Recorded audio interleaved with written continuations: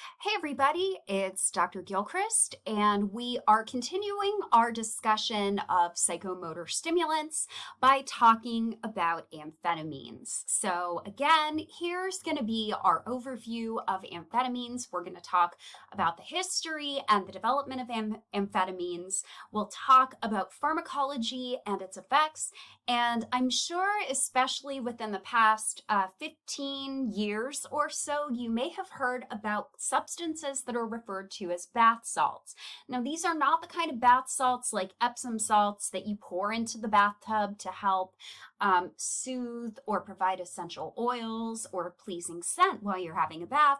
We are actually talking about amphetamine derivatives, and we will talk about those bath salts later on at the end of this chapter. So we're going to start by talking about a brief history of the amphetamines. So amphetamines are basically synthetic compounds. Amphetamine specifically, which you can see its chemical structure right here, amphetamine is basically the parent compound of a family of these synthetic psychostimulants. And so basically there are two major families. There are L-amphetamines, which are under the trade name Benzedrine, and D-amphetamine, which is also called dextroamphetamine under the trade name Dexedrine. Some other members of this family are methamphetamine, which you can see right here. Additionally, MDMA, which is technically so this is, we'll talk a little bit more about ecstasy in other chapters, but ecstasy is kind of interesting because in some ways it has some amphetamine-like effects, but because of its unique structure, it also has some potentially hallucinogenic effects and some different effects on the neurotransmitter serotonin. In addition, we have MDA, and also NDE. So these, in addition to this, we're going to talk about ephedrine and cathinone, which are also amphetamines. In these cases, ephedrine and cathinone actually come from natural sources. But one of the things that I really want to impress upon you right now, I am showing you the chemical structure for all of the different amphetamines. Notice that they have a very similar chemical structure to dopamine, which is presented to you at the very top of this slide. So cathinone is right here. We're going to talk about that a little bit more. It is the primary active ingredient in khat, K-H-A-T. It can also be spelled Q-A-T from the Catha edulis plant. And then we also have ephedrine. It comes from the herb Ephedra vulgaris, and this has been used for thousands of years. So as I kind of mentioned, these are the two different plants. So what you're looking at here is khat. Ephedrine, like I said, is Ephedra vulgaris. It was used in Chinese medicine for years. In addition to that, ephedrine reduces appetite, and it also provides additional energy. And for a lot of these reasons, ephedra containing supplements were basically sold as weight loss supplements. And to just kind of really impress upon you how things have changed, it was not that uncommon growing up in my early childhood in the 1980s to actually see advertisements for over-the-counter weight loss supplements like Dexedrine that contained amphetamines in them. In fact, we'll talk about this a little bit more. Eventually, this did end up being banned, and so it's a lot harder to find ephedrine over the counter, and we'll talk more about why in a little bit. Cathinone comes from the Catha edulis shrub, and again, it is spelled either cat or cat. You can see it right here. And these are typically going to be grown in East Africa and in Arabia. Now, as I kind of mentioned, ephedra has been used for thousands of years, and it was originally used to treat things like asthma. And part of the reason for that is that ephedrine dilates the passages. So it is it basically dilates the bronchial passageway. And so it was very hard to basically kind of treat ephedra and isolate ephedrine. And so they ended up developing a synthetic. And as a result, amphetamine was synthesized in 1887. An inhaler was actually introduced to treat narcolepsy. Because of its energy increasing properties. Now, I want to talk about this a little bit. So ephedra was actually used as a weight loss drug, as I mentioned. This was very popular in the 1980s and the 1990s.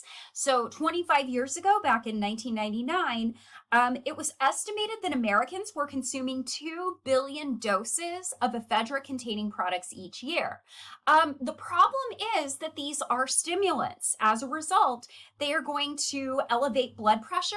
And again, like cocaine, these are sympathomimetic drugs. As a result, these can increase the risk of heart attack or stroke in very large doses. So the FDA basically started to get concerned because there were starting to be reports about adverse reactions and also deaths. But it ultimately took somebody a little bit more well-known for ephedra to basically become more regulated. In 2003, a Baltimore Oriole pitcher named Steve Beckler basically collapsed and died during spring training. And he'd had some trouble trying to control his weight.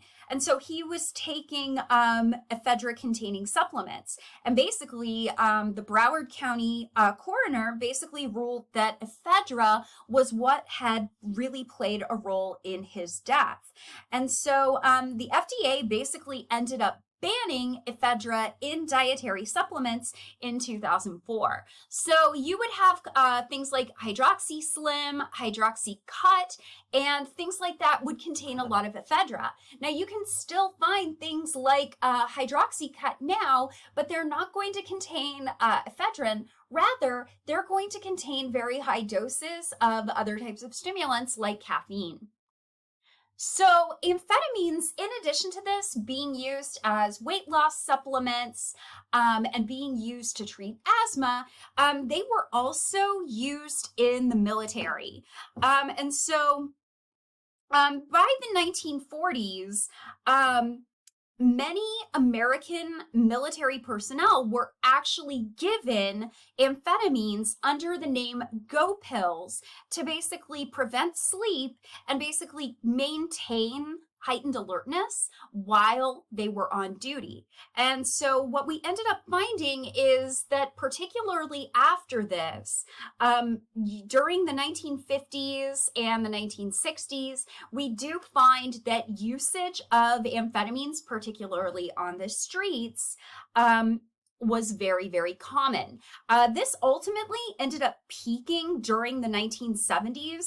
The legal production of amphetamine actually exceeded about 10 billion tablets, and it was estimated that about 25% of young men had used stimulant drugs like amphetamines on one or more occasions. Now, basically since then, amphetamine use has been eclipsed by cocaine and methamphetamine use. Another thing that you may not know is that Air Force pilots are sometimes given amphetamines during long flight missions, and truck drivers may actually end up using those for very similar reasons. So now let's talk about the pharmacology and the effects of amphetamines on the body.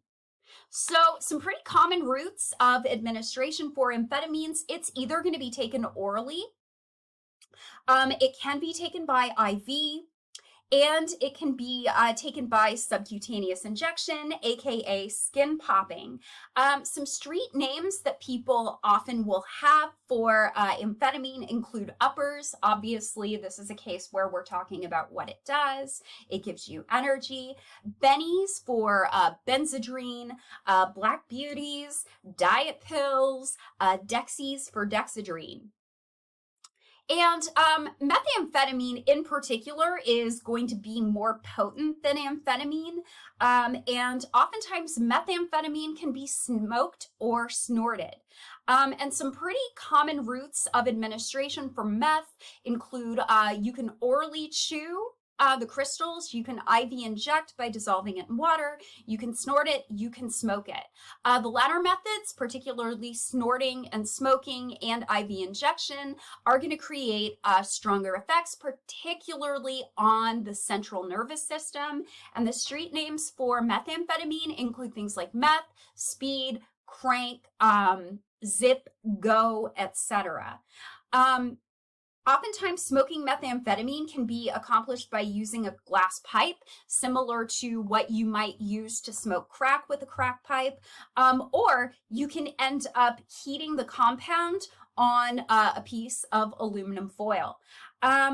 So meth hydrochloride in its crystalline form is especially used for smoking. This was developed in the 1980s, and it's very inexpensive and it's very highly addictive. And because of this, it started showing up in Hawaii in the 1980s, but it ended up spreading to the West, the South, and the Midwest. And because you have a campus in Missouri, you should know that for a very long time, Missouri was one of the #1 states for methamphetamine manufacture.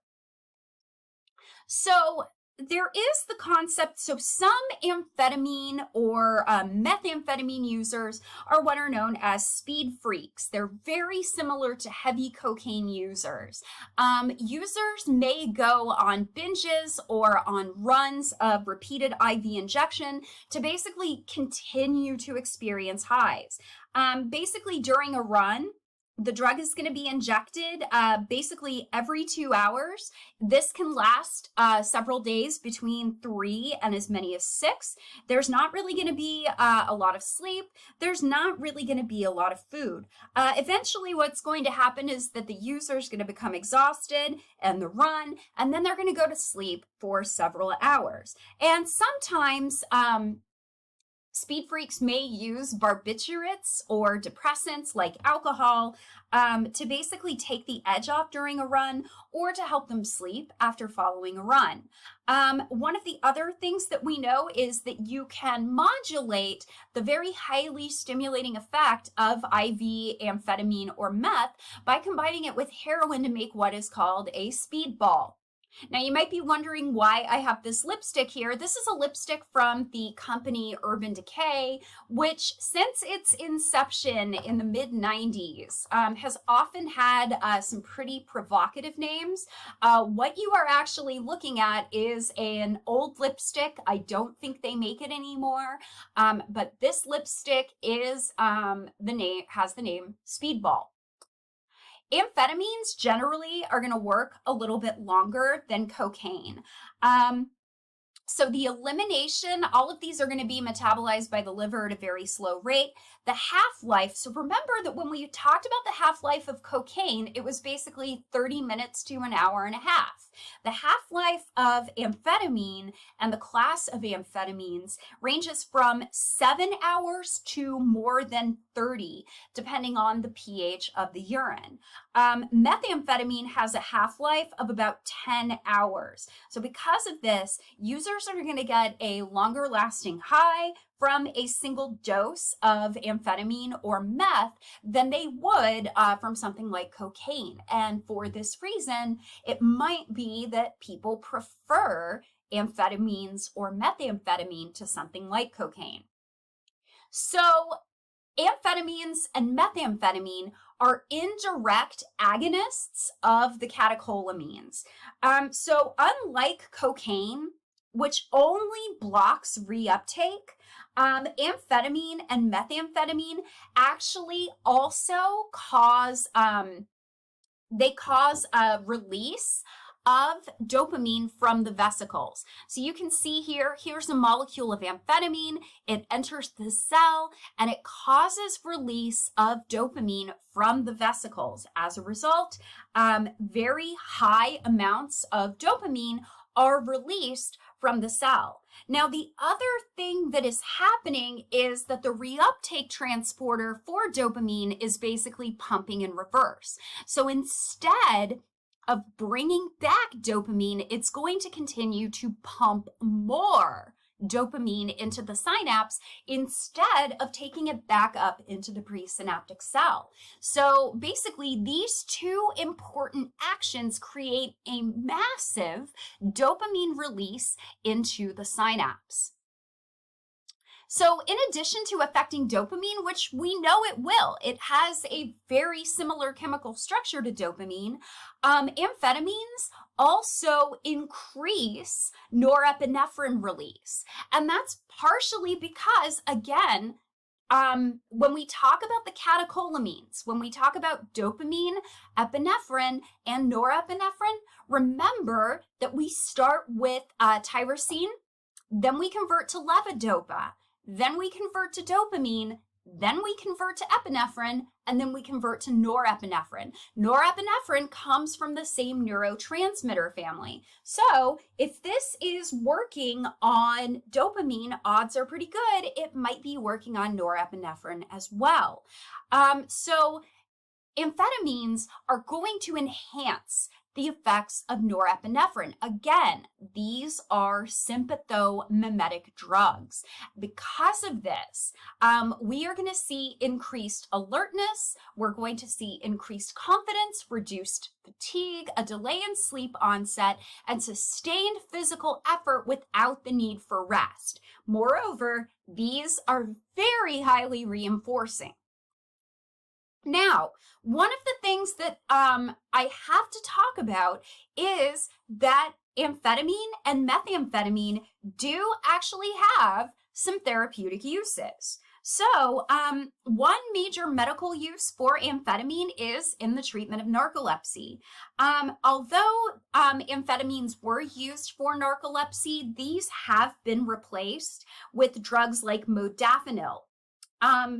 But basically, the reason that we might want to use amphetamines for this, narcolepsy is caused by kind of a loss of hypothalamic neurons. And basically, amphetamines can help stimulate the hypothalamus because it is sympathomimetic in nature. You probably know that amphetamines, particularly methylphenidate, are widely used for treating ADHD.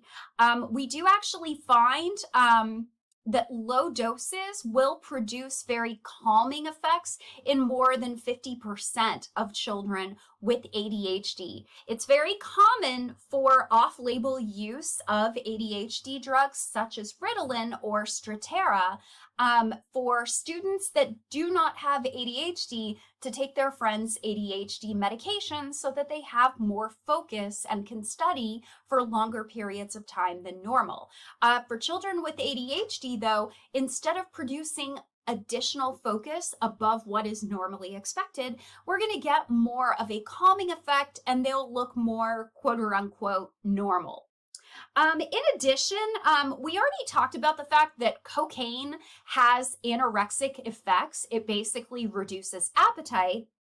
You probably won't be surprised that they have also been used as treatments for obesity. For example, the drug fen-phen has amphetamine-like properties and was actually used to reduce appetite, but these are going to be rarely used because of the side effects. In the case of fen-phen, people started reporting heart problems, and so this drug was eventually pulled from the market. Today's drugs like Ozempic, Mounjaro, and Wegovy work in a very different way. They are not amphetamines. So what are some of the effects of chronic use? So first of all, we have a major problem. We have a major problem around the world with chronic and illicit use of amphetamines, particularly methamphetamine. About 12 years ago, the World Drug Report of the United Nations Office on Drugs and Crime basically found that 19 metric tons of amphetamine and 31 metric tons of meth were seized by authorities worldwide in the 2010s. So we know, at least here in the United States, methamphetamine is going to be more frequently abused than amphetamine in the United States. Something else that you may not necessarily know, and typically what we are going to find, even though meth is more frequently used and it is more potent, the effects of chronic use are similar. Now, what might surprise you is that women are more likely to use these drugs and develop a dependence. Additionally, because of the very long half-life of these drugs, withdrawal symptoms can take weeks.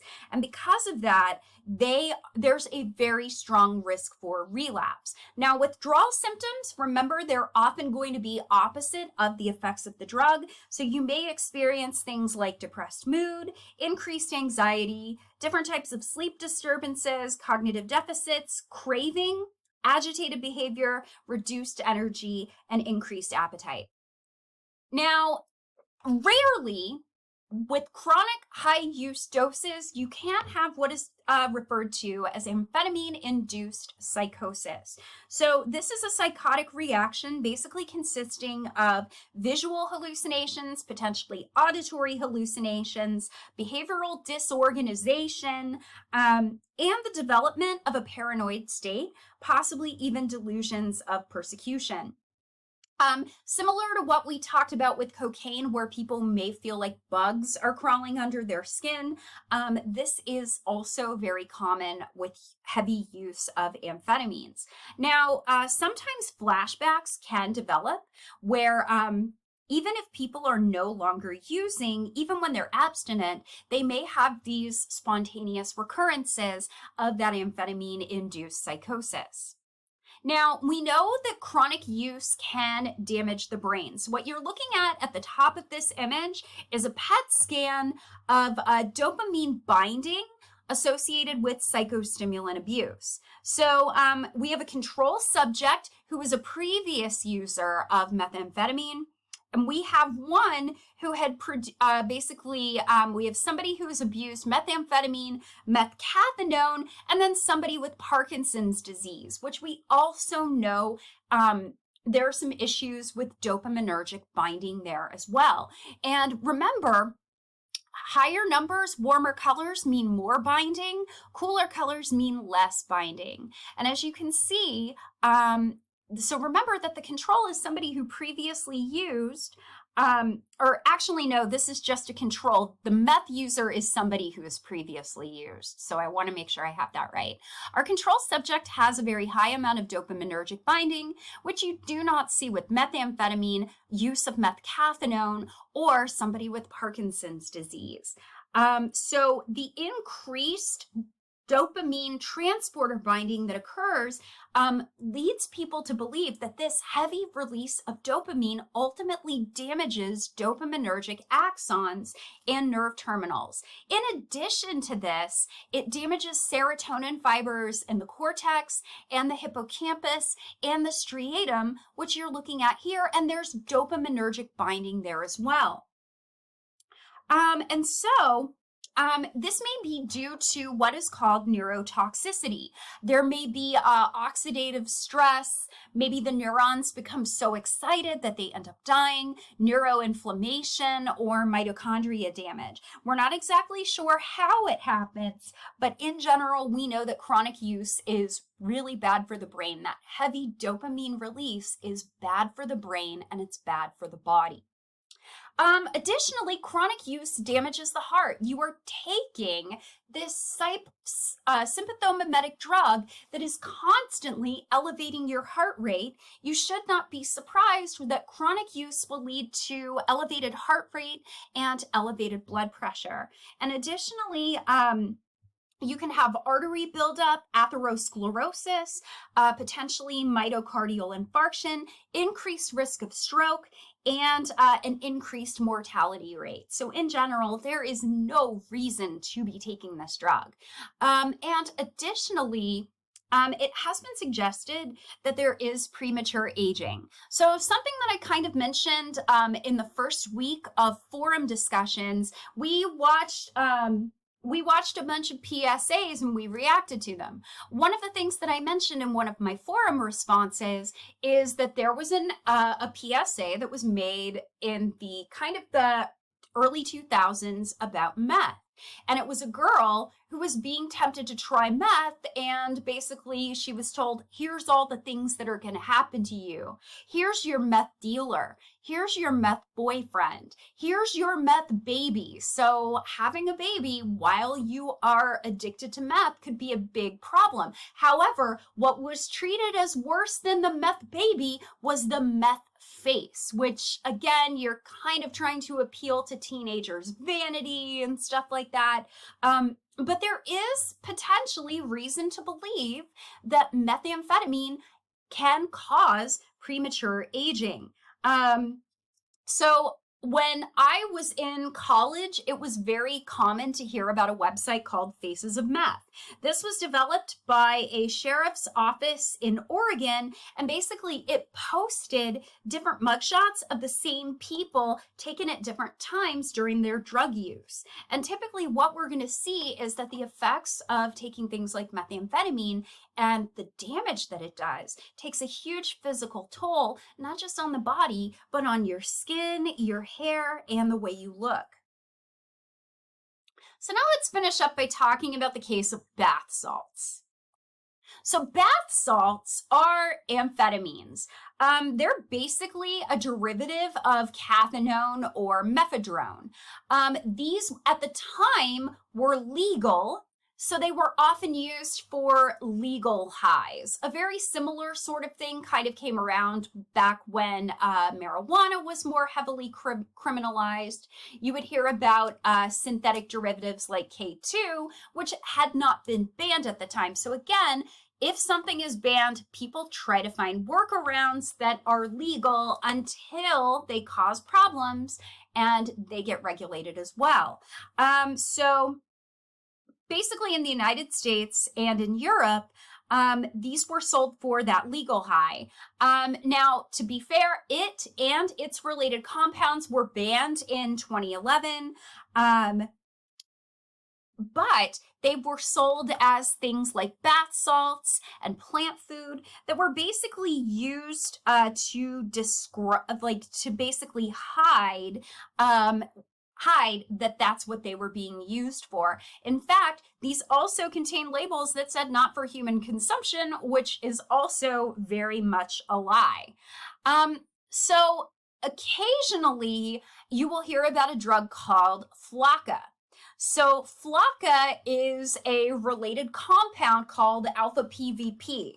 Alpha PVP, like bath salts, you can snort them, you can eat them, so oral, you can inject them or vape them. And the reason that people would want to take these, again, is because they are more potent than cocaine, but they are highly inexpensive.